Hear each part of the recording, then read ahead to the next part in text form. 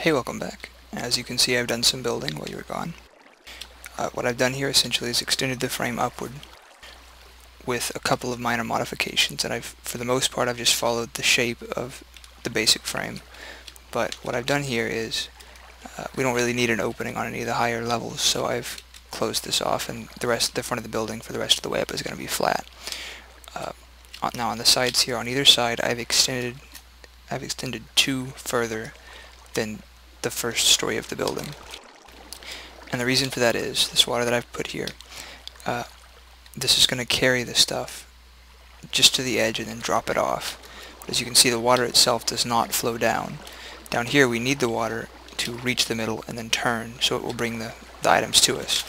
But up here we don't want the water to actually reach the center, we want it to just reach the edge here. And as you can see also, I've left a hole here 2 spaces wide for the water to drop the seeds down to the lower level for us. I've also added another pad of dirt. This is still 7 deep, but instead of being 14 wide, it's 18 wide because I've added 2 dirt on either side. Also, I have widened this opening in the back to 2, and I'll explain that in a minute.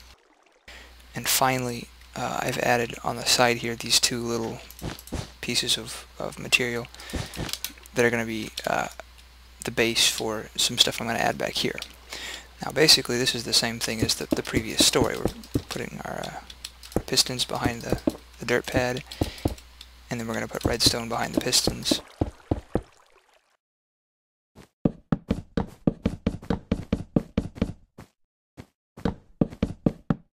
Now one of the things that makes this design easy to use is that every layer can be activated with a single button. And how we're going to perform that, how we're going to pull that off is, this is our torch here that controls our pistons. So we're going to put a block on top of it, and it's going to power this block. And that's going to make this torch be off. And then we're going to put a block on top of that, and it's going to power this circuit and make our pistons do that. And actually, now that I think about it, this is unnecessary. There's a slightly different design that requires that, but for this, it can stay 1 wide for all I care. Okay, so now we need to do the same hydration and floodgate and whatnot. Mostly it's just the same thing over again.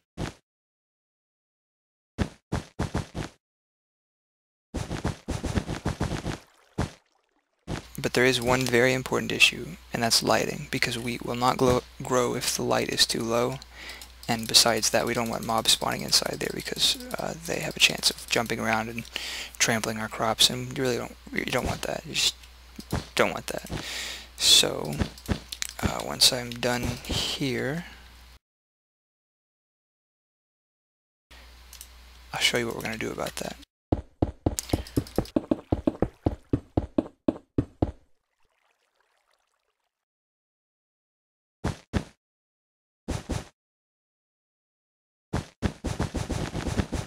You have to bear with me for a second.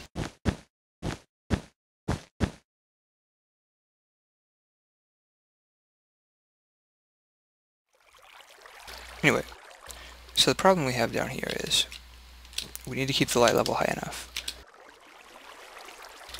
but we can't put torches on glass. I would strongly recommend putting torches everywhere you can, as thick as you can. And one thing I forgot to mention, when you're planting your crops, it's going to be easy to fall off into the water, and then if you have to jump back up, you're going to damage your farmland. So place this across here, and that'll keep you from accidentally falling in the water for the most part. You don't want to put any here, because otherwise you'll block off where your wheat and seeds are going to fall down. So just be careful there. And again, there is no such thing as too much light here, because the more light, the better your seeds are going to grow, and the less likely you'll get mobs down here trampling your crops. Now, the one problem is this dark area right here. There's not really much we can do about it with torches, because again, they don't set on glass. So what you do want to do about them, or what you can do about them, you can replace roof tiles with glowstone, but glowstone is expensive, and who wants to waste glowstone for this, especially with how many layers you're going to be building. So this is what I've done. Make holes and cover the bottoms of the holes, and make them every 5 blocks if you want to make it even. That's what I do. And see, 1, 2, 3, 4, and then back up 1, 2, 3. Do it again.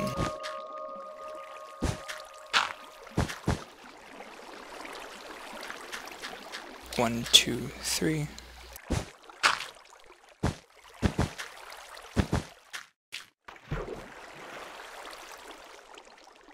And then just take a jack-o'-lantern and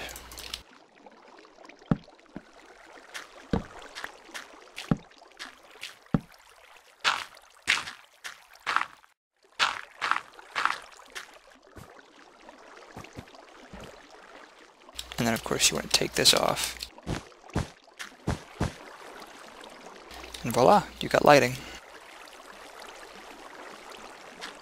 One other thing, you can make yourself a door here, and obviously you'll have to account for the widening here, but by putting a door in the side, you can walk straight onto the farmland. As I mentioned before, if you have to jump onto it, you're going to trample it, and then you'll have to re-hoe it and replant it. You don't want that. But anyway, then you just close this off and roof it off, and do the same thing for the next layer and the next layer, and you can just keep doing this indefinitely until you reach the height limit.